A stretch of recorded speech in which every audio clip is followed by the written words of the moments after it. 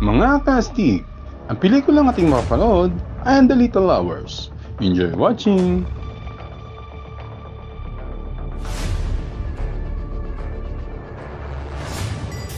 Sister Ginevra? Sister Fernanda, Sister Alessandra, Sister Maria, these are your sins. Abusive language, Spit on me, they called me a Jew. lustfulness, homosexuality. Too tight. Did you roll your eyes? You were rolling your eyes. Nagsisimula ang pelikula noong 1347 sa isang kumbento sa Italia. Napansin ni Sister Ginevra na nawawala si Sister Fernandez sa kanilang morning prayer at kalaunan ay nakita niya itong dumating kasama ang alaga nilang donkey. Sinabi ni Fernanda na tumakas ang donkey at kailangan niyang habulin ito, na nakakapagtaka para kay Ginevra dahil hindi kayang buksan ng donkey ang mga pinto ng kulungan. Napapaisip rin si Ginevra na nakasuot si Fernanda ng itim na kasuotan sa panahon ng spring.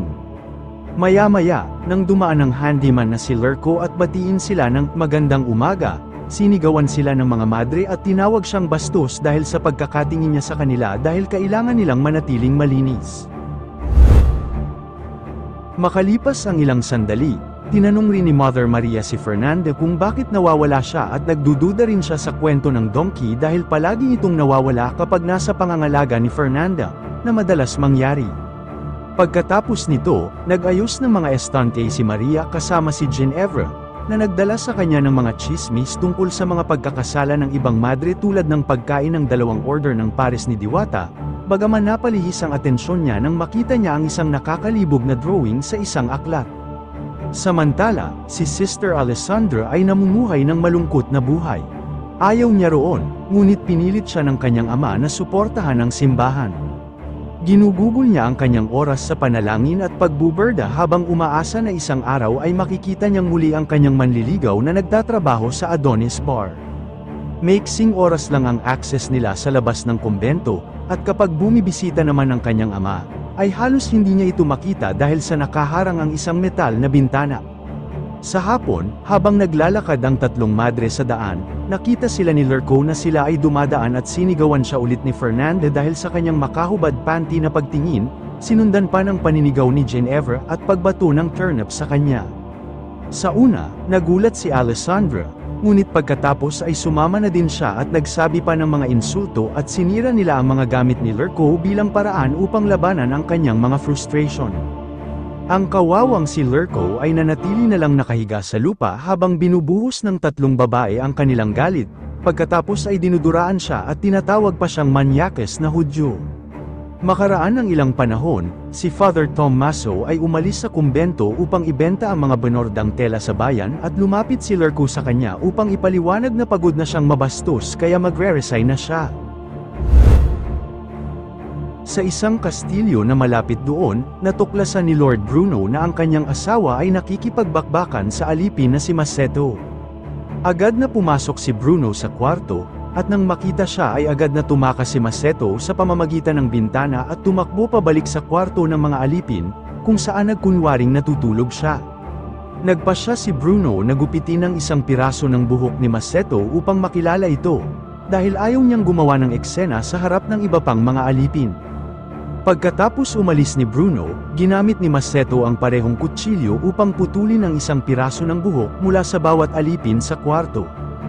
Kinabukasan, nagtataka ang lahat kung ano ang nangyayari, at wala ding magawa si Bruno ng anumang paraan para makilala ang tampalasan maliban na lang sasabihin sa lahat na magpagupit ng maayos.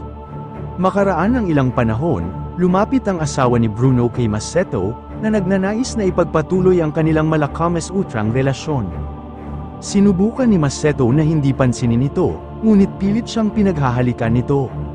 Nakita ito ni Bruno, na nagpadala ng mga gwardya upang patayin si Maceto. Nang matakot, agad na tumakas ang alipin at nagawa niyang makaiwas sa mga gwardya sa pamamagitan ng pagtakbo papasok sa gubat. Pagkatapos, sa malapit na ilog ay natagpuan niya si Padre Tommaso, na sa halip na magbenta ng banordang tela, ay nagpakalasing at hindi sinasadyang naibagsak ang lahat ng tela sa tubig. Tinulungan siya ni Maceto na makuha ang ilang piraso at may ayos ang kanyang kariton, kaya pinasalamatan siya ni Tommaso sa pamamagitan ng pag-aalok ng isang lugar na matutuluyan sa gabi. Sa gabi, nanatili sila sa kubo ni Tommaso at nagsalo sa mga pagkain at inumin. Ginamit din ni Masetto ang pagkakataon upang ihayag ang kanyang mga kasalanan, at nagulat si Tommaso sa mga kalokohang hindi niya alam na umiiral. Nang sabihin ni Masetto na nais niyang magsimula bilang isang mabuting tao at upang sundan siya, nagkaroon ng ideya si Tommaso. Kinabukasan, dinala ni Tommaso si Masetto sa kumbento at ipinakilala ito bilang bagong katulong, ngunit nagpapanggap si Masetto na bingi at pipi. Nang magtanong si Maria tungkol sa mga tela, nagsinungaling si Tommaso at sinabing nanakawan siya. Agad namang nagsimulang magtrabaho si Masetto at napansin agad ni Ginevra at Fernanda ang kanyang presensya, na nagiging lubos na curious tungkol sa kanya. Makalipas ang ilang panahon, sinisikap ni Alessandra na turuan ang isang bagong recruit tungkol sa mga karaniwang gawain sa kumbento, ngunit sinasadyang hinaharangan ni Fernanda ang kanilang daraanan sa pamamagitan ng pagpapanggap na nagwawalis. Samantalang humihingi ng paliwanag si Alessandra, dumating si Masetto upang magtrabaho sa pader at ngumiti sa kanila. Agad namang nagulat si Fernanda at kumuha ng palakol upang takutin siya, na nag-iisip na siya ay isang intruder. Sa kabutihang palad, agad tinawag ni Alessandra si Maria, na nagpaliwanag bago pa ito lumala. Pagkatapos, nagtapos si Fernanda sa pagsigaw at pagtawag ng bingi kay Masetto, habang sinasabi ni Maria kay Alessandra na ninakaw ang mga binorde nilang tela, kaya't kailangan nila ng dobleng trabaho para maibalik ito. Ngayon ay kasama na ni Alessandra ang isang tahimik na matandang madre, na nagpalala lamang sa kanyang sitwasyon. Sa kanyang pagka-frustrate, aksidenteng nabasag ni Alessandra ang kanyang frame para sa pagboborda, kaya dinala niya ito kay Masetto upang ayusin. Nakatingin sa malayo sina Fernanda at Ginevra, na nag-iisip na kainahinala na nakikipagkita si Alessandra sa lalaki ng mag-isa. Habang inaayos ni Masetto ang frame, ginamit ni Alessandra ang pagkakataon upang magreklamo at umiyak tungkol sa kanyang sitwasyon, na nakaiinis para kay Masetto ngunit kailangan niyang magpanggap na hindi siya nakakarinig. Sa hapon, oras na para sa pagkukumpisal, kinakabahan si Ginevra at sinabi kay Father Tommaso na kumain siya ng singkamas mula sa hardin nang hindi nagbabahagi bago sabihing may impure na iniisip siya. Sa pagkakataon ni Fernanda, sinubukan niyang gayahin ang pagkukumpisal ni Ginevra, kaya napagalitan siya ni Tommaso dahil sa pagmamatsyag sa kanila at sa pagkawala niya sa oras ng pananalangin at sa laging parehong alibay, na ito ay dahil sa nawawalang donkey. Gayunpaman, pinanindigan ni Fernanda na wala siyang ibang kasalanan. Sa gabing yun, tinulungan ni Fernanda ang kanyang kaibigan na si Marta na pumasok sa kumbento. Ninakaw nila ang alak para sa misa at dinala ito sa kwarto ni Alessandra, kung saan inaaya nila siyang maglasing kasama nila. Sobrang nag-enjoy sila kaya't naging maingay sila at pumunta si Ginevra upang magreklamo, ngunit binatak lang nila siya at pinainom din. Sa huli, napaamin ni Marta sila Alessandra at Ginevra na hindi pa nadidiligan ang kanilang mga hiyas ng isang lalaki, kaya't ibinahagi niya ang ilang mga kwento kung gaano ito kasarap at kapanapanabik sa katawan, lalo na kapag galing sa Adonis Bar ang lalaki, kasama na ang detalye ng paggamit ng halamang belladonna upang maging mas kaakit-akit. Matapos mahimbing na makatulog si Alessandra, nagsimula ng halikan ni Fernanda si Marta at sinubukang isama si Ginevra at mag-threesome. Sa una, tinutulan ni Ginevra ito kaya't dinala siya ni Fernanda sa kanyang kwarto, na nauwi sa kanilang pagtulog ng magkakasama. Kinabukasan, nagdala si Alessandra ng isang panyong kanyang binurda at ginamit ito upang punasan ang pawis ni Masetto. Tinulungan rin niya si Masetto sa pagtatanim, na nagpapainit sa kanya kaya tinanggal niya ang kanyang belo. Nagiging masikip ang sitwasyon at bigla silang nagsimulang maghalikan, na nagdala kay Masetto na itulak si Alessandra sa lupa upang gawin ang dapat mangyari. Sa sandaling yun, nagsisimula ng kumalampag ang kampana at natakot si Alessandra, kaya itinulak niya si Masetto at tumakbo palayo. Sa mga sumunod na panalangin, napansin ni Fernanda na may dumi sa kuko ni Alessandra.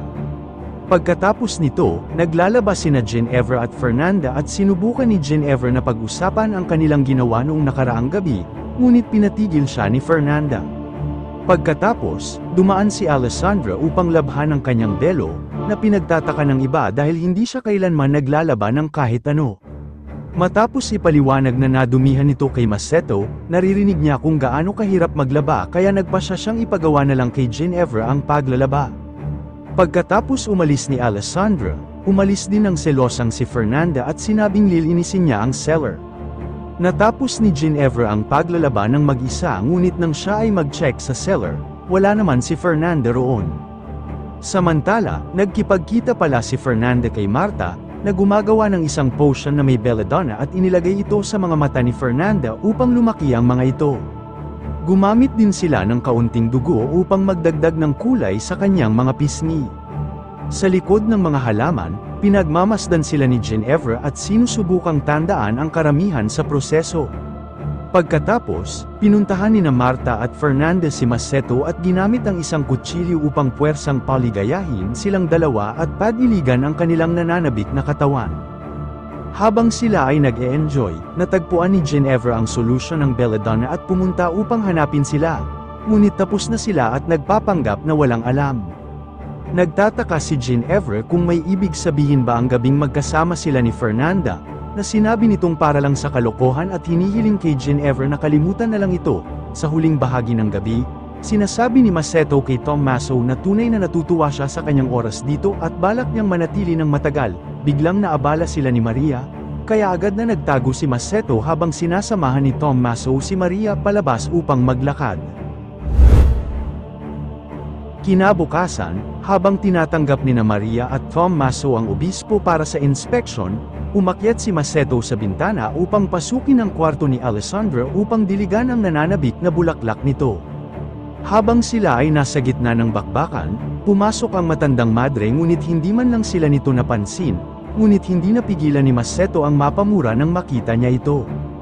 Nagulat si Alessandra sa kanyang narinig na pagsasalita nito, ngunit bago pa niya ito kumprontahin, naririnig nila ang mga taong papalapit.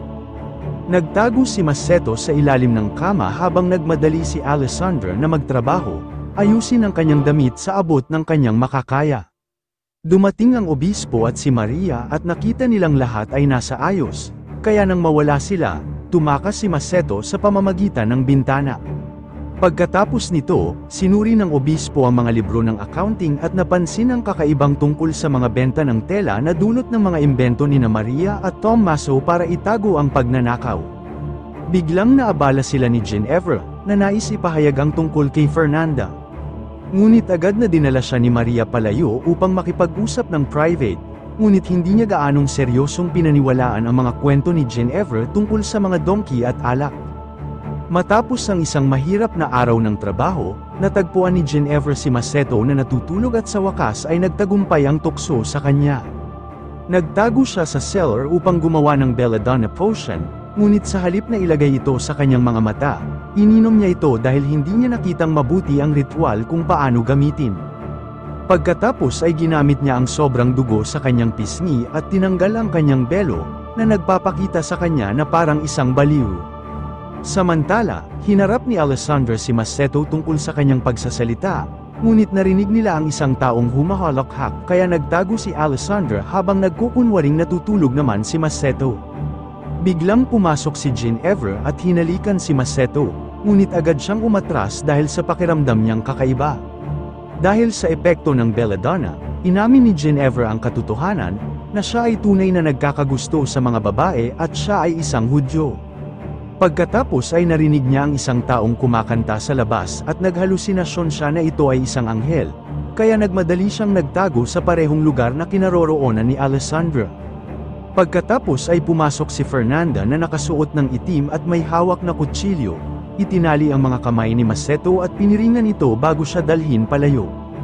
Nalilito na si Alessandra at Ginevra. Sinimulan nilang sundan sila at napansin na si Fernanda ay dala ang donkey upang gamitin ito bilang karaniwang palusot sa huli. Tumawid sila sa kagubatan sa loob ng ilang oras at pagdating ng gabi, natuklasan na nila ang katotohanan sa likod ng mga kalokohan ni Fernanda. Siya pala ay isang mangkukulam, kaya siya ay pumupunta sa kagubatan upang makipagkita kasama si Marta at iba pang mga mangkukulam. Ngayon sila ay sumasayaw sa paligid ng apoy na halos walang suot na damit at si Maceto ay inihahanda para sa isang ritual ng pagpaparami.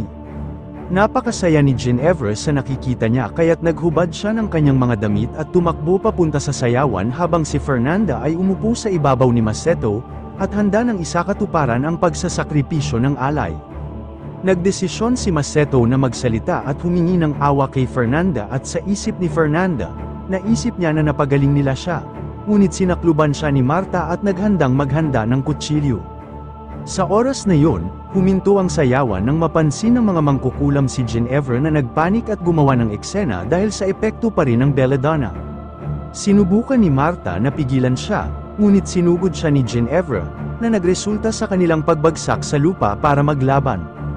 Matapos ang ilang sandali ng pakikipagbuno, nagawa ni Ginevra na mapatamba si Marta habang ginamit naman ni Alessandra ang pagkakataon upang pigilan si Fernanda at palayain si Maceto. Pagkatapos, humiling ang mga madre ng paliwanag tungkol sa mga kasinungalingan niya, ngunit na-interrupt sila nang tumakas si Ginevra kasama ang donkey. Pagkalipas ng ilang sandali, bumalik si Ginevra sa kumbento, kung saan siya ay nagsimulang magsisigaw at kumatok sa bawat pinto upang gisingin ang lahat. Ang obispo ang unang nakakita sa kanya at sinimulan niyang ikwento ang lahat ng kanyang nakita habang sinusubukan siyang pakalmayin. Sa oras na yon, dumating ang natitirang grupo at nagsimulang magsumbong din sa kanya, na nagdulot ng malaking argumento na hindi huminto hanggang malaman ng obispo na si Ginevra ay isang Jews. Nalilito at naiinis, pumunta ang obispo upang hanapin si Maria, na lumabas ng kanyang silid na may pantalon ng isang lalaki sa kanyang ulo. Biglang nagsalita si Maceto at nagulat ang lahat, kaya lumabas si Padre Tommaso mula sa silid ni Maria upang ipahayag na ito ay isang himala. Kinabukasan, nilitis ng obispo ang lahat ng mga kasalanan ni Ginevra at nagpasya na ang parusa ay ang pag-aayuno sa loob ng 1 taon. Gayunpaman, napagtanto niya na ito ay papatayin siya sa gutom, kaya sa halip, napagpasyahan na hindi siya kakain ng tanghalian araw-araw sa loob ng 1 taon. Sumunod na hinatulan niya si Alessandra at binanggit na ang kanyang ama ay siguradong madidisappoint sa kanya, kaya humingi ng tawad si Alessandra at nangangakong aayusin na ang lahat. Sa pagdating naman kay Fernanda, malinaw na hindi siya interesado at patuloy na nagro-roll ang kanyang mga mata sa mga sermon ng obispo. Sa huli, hinatulan niya si Maria, na patuloy na nakikipagpalitan ng tingin kay Father Tommaso habang nagsasalita ang obispo. Sa wakas, nagpasya ang obispo na alisin ang pagkapari ni Tommaso at ipinadala siya sa isang monasteryo. Sinusubukan ni Tommaso na magpaalam ng buong puso kay Maria, ngunit pinalayas na agad siya ng obispo. Sa paglipas ng ilang panahon, may bagong pari na pumunta sa kumbento, at napili ang isang napakatandang lalaki upang maiwasan ang gulo. Ang isa sa nakakainis lamang ay ang panginginig ng kanyang mga kamay habang nagpapakain ng komunyon. Sinisigurado rin ng obispo na mabibinyagan na si Ginevra bilang isang Kristiyano. Sa huli, humihingi ng paumanhin ang mga madre sa isa't isa at nagtatanong kung ano ang mangyayari kay Maceto. Samantala, ipinadala si Maceto pabalik kay Bruno, na nakipaghiwalay na sa kanyang asawang nangaliwa at nag-asawa na siyang muli. Ikinulong ni Bruno si Maceto sa isang selda, at ipinaliwanag niya na sa halip na patayin siya, ay pananatilihin siyang buhay upang makaranas siya ng sakit sa mahabang panahon. Pagkatapos umalis ni Bruno, sinubukan ni Maceto na kumbinsihin ang mga gwardya na palayain siya, ngunit pinagtawanan lamang siya ng mga ito. Sa ilang sandali, biglang may isang misteryosong tao na nag-iwan ng isang pagong na may kandila sa kanyang likod malapit sa pinto. Sobrang naengganyo ang mga gwardya dito kaya sinundan nila ito, at nang sila ay wala na sa paningin, pumasok ang mga madre upang palayain si Maceto, at iniwan ang isang taong laruan sa selda bilang kapalit. Binigyan din nila siya ng isang kutsilyo at kanyang sariling kasuutan upang makapagbihis at magtago kasama nila sa kumbento. Nang bumalik na ang mga gwardya, hindi nila namalaya na ang bilanggo ay isa na palang laruan. Pagkatapos ay tumakbo ang grupo sa kagubatan at napansin ang donkey ng kumbento sa tulay. Nalaman nila na ginagamit ni Maria ang alibi ni Fernanda na gamitin ang donkey upang makipagkita ng lihim kay Padre Tommaso, at doon nila tinutuloy ang kanilang mahimalang palitan ng halik at pag nagkasarapan worry ko'y mapapakanta ka na lang ng sa ilalim ng puting ilaw sa dilaw na buwan. Mga kastig, Kung nagustuhan ninyo ang inyong napanood, maaari ba akong humingi ng like? Paki-follow and subscribe na rin para updated kayo sa mga gagawin pang mga videos. Salamat!